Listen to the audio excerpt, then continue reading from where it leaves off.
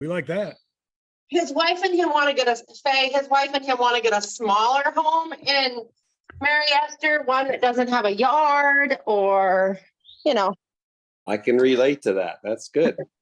It's really funny because my daughter, who is 36 years old, when she was looking for houses, they PCS to Virginia Beach. And when she was looking for houses, her last house in Jacksonville was 3,100 square feet.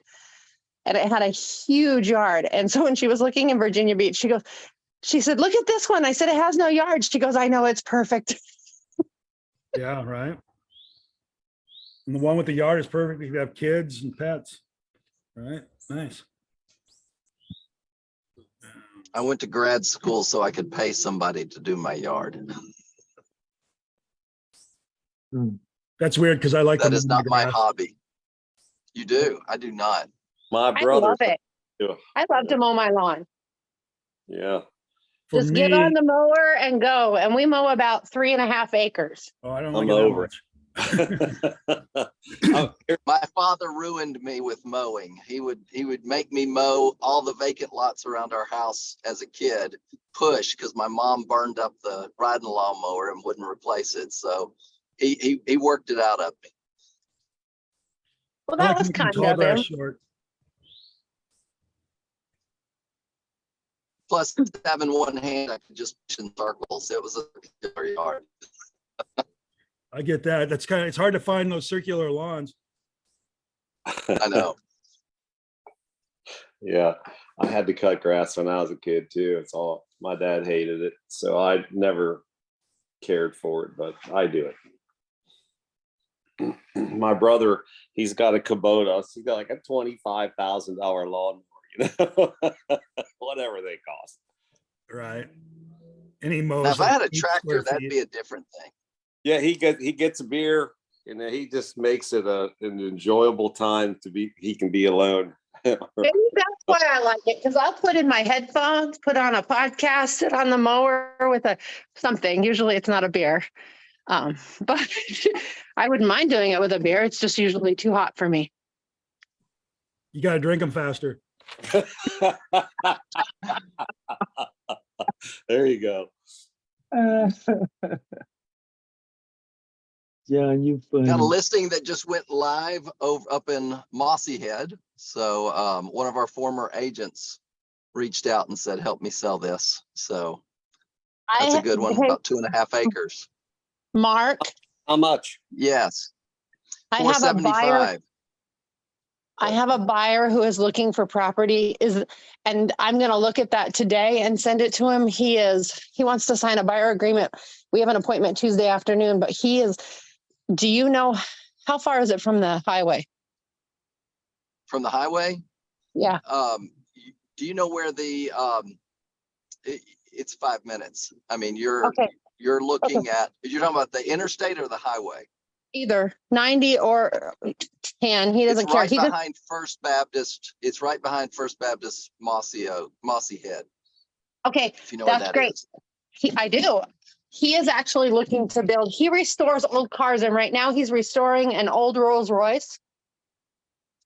It's got a double bay workshop with a hydraulic lift that can be bought, car lift.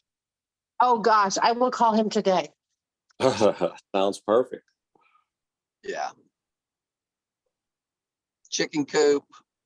There you everything. go. That's what you need. Chickens are gross. I did that when I was a kid too. But Lee is a mechanic, and so he has a solar paneled chicken coop that will open up the doors at the right time based on the solar panels, and he's quite handy. It's quite interesting. 2 minutes, John. Those. Okay. Getting my little thoughts here. Okay. I will say this, I dropped the sign in the yard. I had to run, get the lockbox because the Supra wasn't looking. When I came back, he said, I mean, the sign had not been in the yard 30 minutes. He said, a guy drove by and drove up. He said, I've been looking at your house for years. I want to buy it. So who knows? It'll go quickly, hopefully. I think it will. People like to have those small hobby parcels, you know. Yeah. As he said, it's got a he shed and a she shed. So I bet the she is bigger. no, the she is smaller. The she is smaller. The he is bigger. Okay. All right, 8 o'clock. Let's go, people. Right? It's go time. Go time. So, a couple of quick things I want to bring up. Friday, we like that, right? I don't know if you guys had a chance to read. There was a big movement yesterday. Did you see that, Jeff? I forgot to ask you. Gary Keller got his deposition was done, and of course they post everything. That dude is getting pummeled, and it sucks because personally, I don't think Gary has done anything wrong. Matter of fact, several things right. And because our weird ass society now, we're all going to pay a massive price for it, and it sucks. So if you guys haven't seen any of that, you should go look. It's unfortunate. It's about the buyer commissions and all this stuff. And I've been checking on that. Yep, it's gonna drop, y'all. I'm sorry to say, I think. yep, there's too many freaking victims in the world and not enough, others. Everybody's a victim, man. I'm a victim of their victimhood. Anyway, that's a little bit of a side note because there's something on it. Here's the other thing I want to talk about real quick. I had 2 interviews yesterday. It was kind of cool. One guy was 59 years old and the other one was 23. They're at the exact opposite ends of their work spectrum, which is really cool. And the thing that struck me as most interesting about it, they were both very concerned about the current market conditions and whether they're going to make money and how long and all that kind of stuff, which is a good concern. But it hits different when you're 59, right? They both have 2 different realities within the same reality, which is kind of cool. When you're 59, you don't have time to or you got a short runway, let's just put it that way, to get up and running. When you're 23, living at home with your parents, you got some runway to get this thing up and going. And they both kind of had the same initial concerns, but after that, it turned fairly quickly, and the older gentleman is not in a position where he can take on a business, which we all know real estate sales is a business. There ain't no check unless you go out and get it. All right. But the 23-year-old, he's starting to see the light. It took him a little bit to come around, like he starts telling me, I want a base, I want this, I want that, I want all this crap. Right. And I'm like, okay, cool. I like where you're going with all that. But it's all wrong. But so once I got him back to the earth, yeah, right. So, but I was able to show him a future that is absolutely insanely bright, especially in a time in which we live right now with this, there's a likelihood, the little bit I know about geopolitical anything is pretty small, but it feels to me like we're on a collision course with a war in the Middle East. And that's going to cause all kinds of problems with a number of things. And directly is energy, gas, all that crap that goes with it, in a economy that's questionable and all that stuff. So in high mortgage rates, low transactions, unemployment surely going to go up, all that. So there's a lot of negative out there for sure, right? But jeepers creepers, I'm talking to both these guys because here's what it set up. The guy says, why would I invest right now? I'm like, oh, you got an hour? I'll show you. And we started going into it because here's what's going on. And I'm just going to go on this for a little bit, give you guys some background of at least where I see the world. And Jeff, jump in at any moment when you want to on this. Here's what I see right now. There's millions and millions of people locked into low interest rates, mortgage rates on their home for 30 years fixed. They're probably at 28 years, some version of that, 26, 7 or 8 years left on these low rate mortgages. And what that does is it takes the move up seller. It makes it very difficult because if somebody's going to move up to a bigger house, better house, a different house, whatever, they're going to sell this one normally, take the proceeds and move into the next one. Yay. That creates a house for sale when it gets replaced by the one that's sold. But what's happening is because they're locked into this low rate, for them to move up, they're going to sell at a high price. Yay.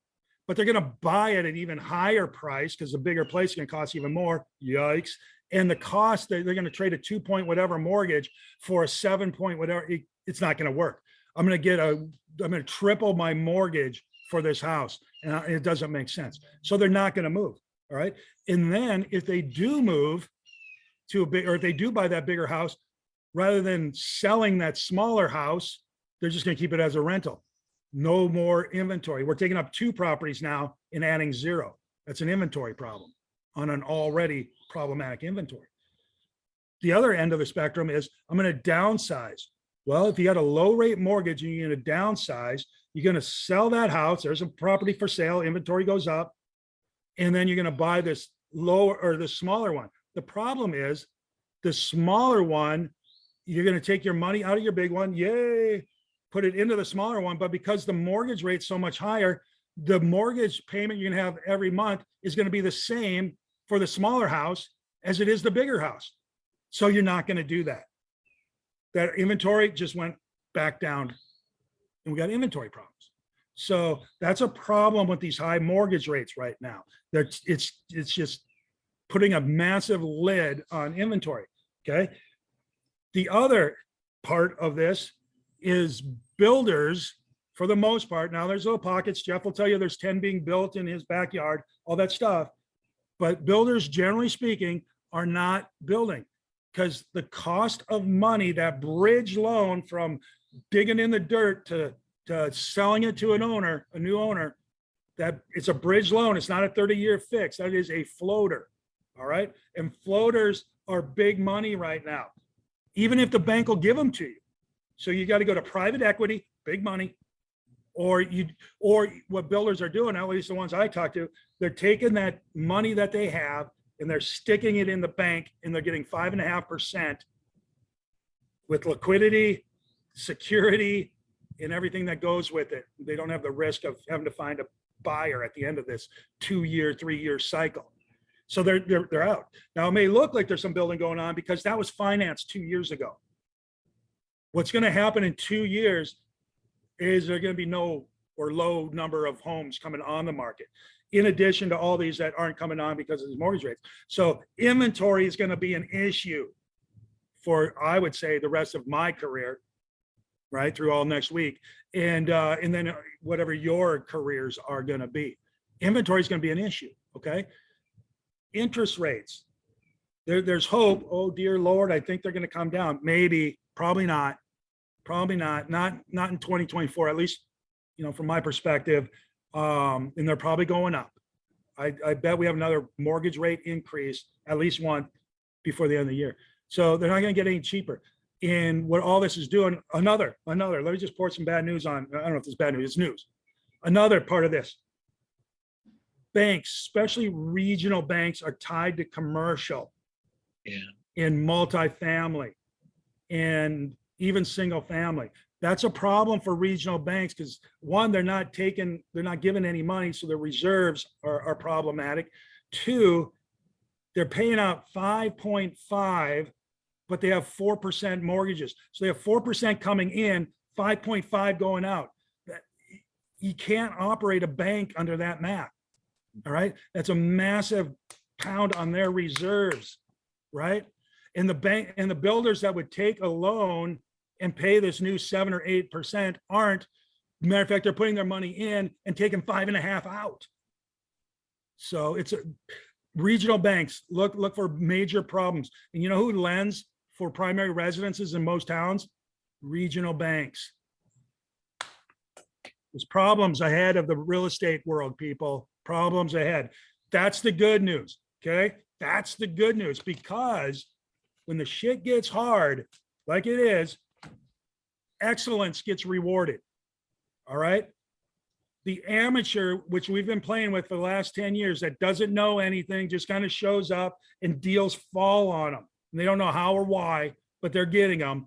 I call them static in the system. They're getting them. They got them. The last 10 years, they got deals. They couldn't tell you how or why they got them, but they got them. Right? Relatives, yeah. Relatives, whatever.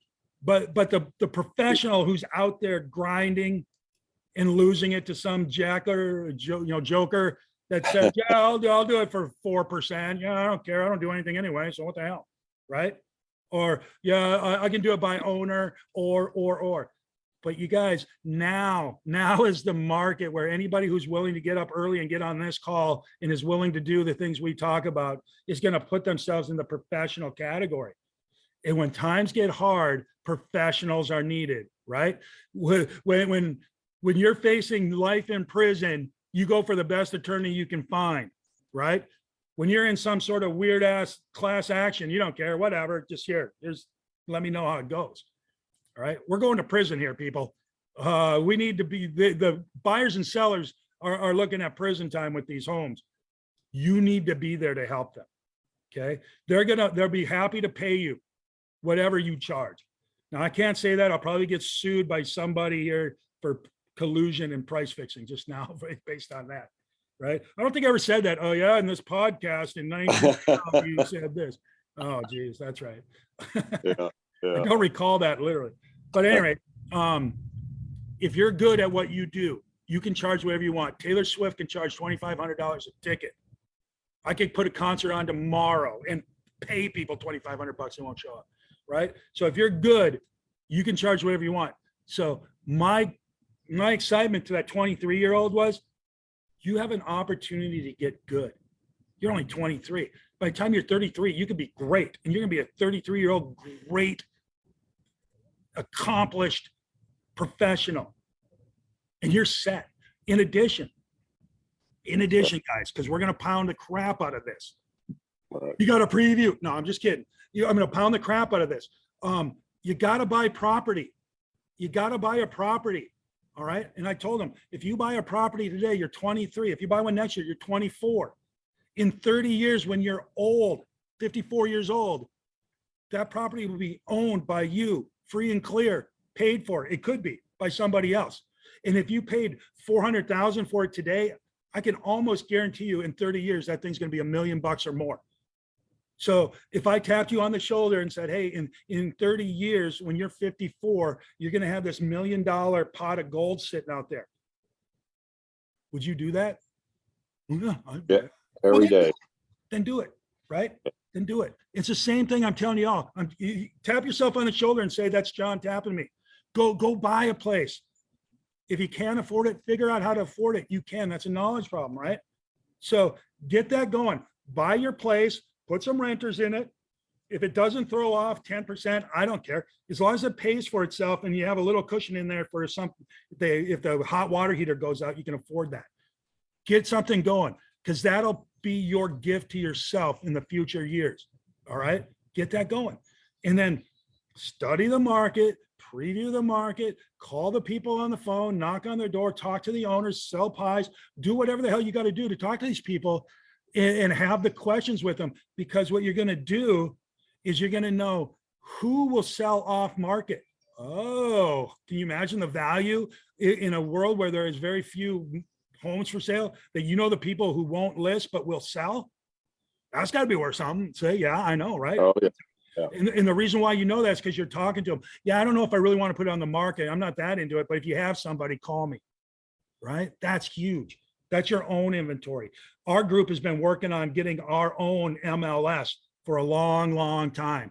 We have a long list of folks who will sell, but they're not going to list. And that's going to get bigger and bigger. All right. Do that. All right. And then preview, study the market. Here's another link in your chain. I would start interviewing mortgage and financing professionals, because if it's going to get really hard to finance a home or an investment property or a whatever, if you know how to do it and you are the go-to, I got this really good person who knows how to get these things done. You got to talk to them. And you'll have to hire crowd control as these things get harder and harder. And that's a good spot to be in. You with me on this? Yeah, you're seeing this buy downs. People are starting to get it. So if you have a buyer that can't afford or doesn't think they can afford a house, you can ask the seller to buy the rate down for the buyer. Guys, there's ways around everything. Keep in mind though, I'm going to put a little caveat on that. Make sure you're disclosing and you're not making statements, because on that buy down, they're usually temporary, and the buy down's going to evaporate usually in 2 years, and whatever the prevailing rate is in 2 years will become that rate. So if you set somebody up and they're making a payment based on this buy down, in 2 years, the price goes up, they may come back and wonder why you told me this. So make sure you're clear on that. I'm not saying don't do it. I'm absolutely saying do it, but understand what it is you're promoting. Don't blindly do it. You with me on this? Yep. And then John, but way back, you called them foreclosure lists, but now it could just be a best buy list. There you go. John used to have a sign out in front of our office in 30A that said free foreclosure list, and people walked in for it. How about 60% of all sales were foreclosures in 2008. Yeah, now it's just a best buy list, but you have to preview the properties and know what's a good buy. Think about it. Owner financing list, huge. There you go. Pre-packaged financing in place. What if you get with a lender and you get a pre-packaged lending package together with this house, and you do an open house and the lender's there, and they have all if you can put up this much money and your credit score is this, we will write this loan for you in the next 15 minutes. You see how that could work? Get smart. These lenders, they need you too. We need them. They need us. It's together we do this. Here, let me tell you what's going on in the market. D.R. Horton called our office and offered us extra credit if we bring a buyer. They ain't doing that because they got buyers lined up. That's right. They need buyers. The builders need buyers. And the reason why the buyers aren't built or lining up for D.R. Horton homes, because D.R. Horton is probably up against them money-wise, because they have a floating rate on all those homes that they're building. And they're probably at the end of the month. That's probably what it is, or whatever, or some sort of run on whatever their finance period is on that. And they're looking for people that are agents, because as soon as they can sell them on their own, they'll cut us out faster than whatever's really fast. Right.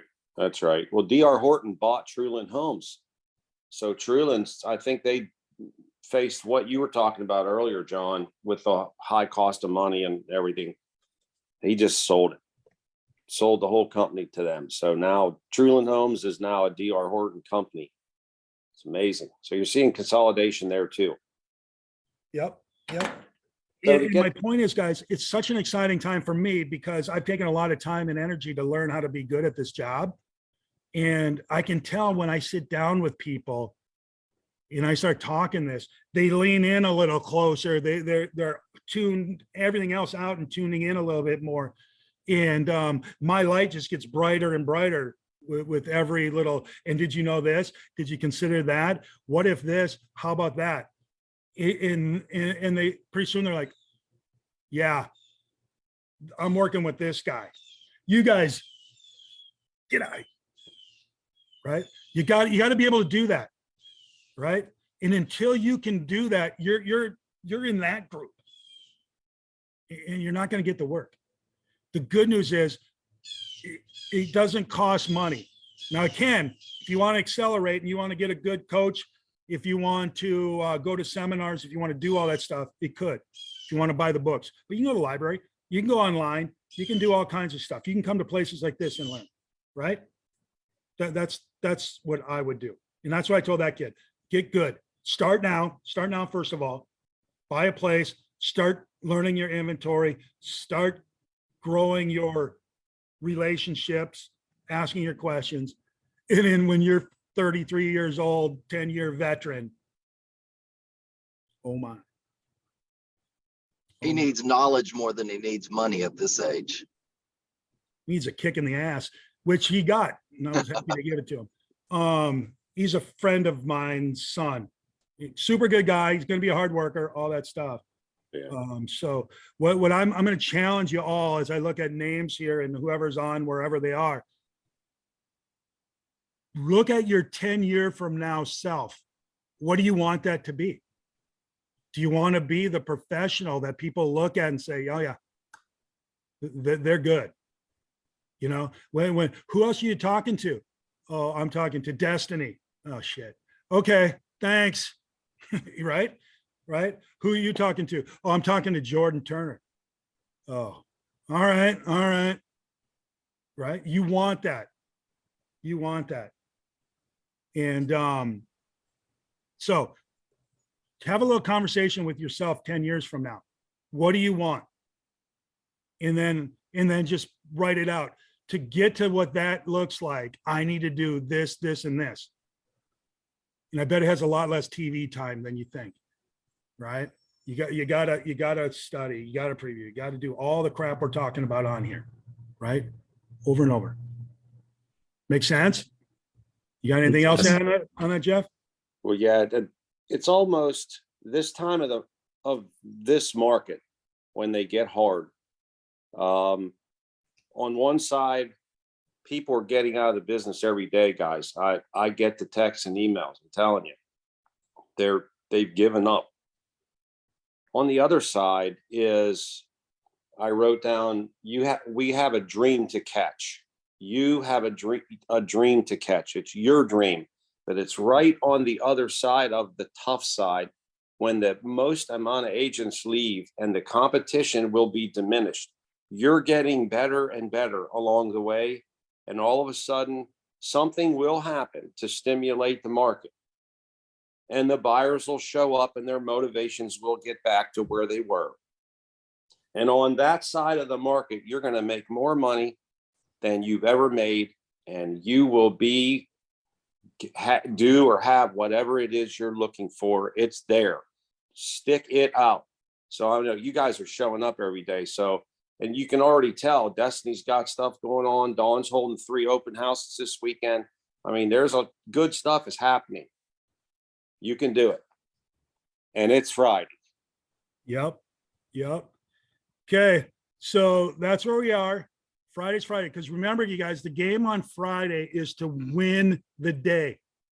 You got to win the day so you can leave at the end of the day. Can you tell the sun's coming up? Look at this. So you win the end of the day and you can go into the weekend feeling good, right? Walking on sunshine, as the song says, right? Yep. And you'll be better to your spouse, you'll be better to your pets, you'll be better to your friends. Okay. Football will be more fun, all that stuff. Just win the day. So create some sort of a goal for the day that you can win. Taking 17 listings might not be it. If it is, good, go for it. But something that will, and don't make it too easy, right? I hope I stay in the office till noon. Okay, well, make it a little harder than that, right? But make it a doable goal and create a little plan to get that, such that you walk out feeling like you accomplished something. And then you can go home, hug your dog, and, you know, pet your spouse, whatever you're going to do. And have a Set good an appointment. Just set right? an appointment. Yeah. So there you go. There you Can go. I add a Bible verse today? Go ahead. Verse. Okay, this is piggybacking off of what Jeff just said. And I have this in a frame on my desk. Hebrews 13:5b. It says, never give up. For God himself has said, I will not in any way fail you, nor give you up, nor leave you without support. I will not in any degree leave you helpless, nor forsake, nor let you down. Relax my hold on you. Assuredly not. Love it. Hebrews Right. 13:5. Never give up, y'all. Right. There you go. Good job. Good job, Faith.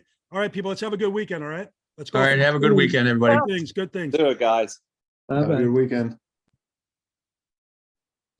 Go out. You're not going to be in here today because I clean up your fence.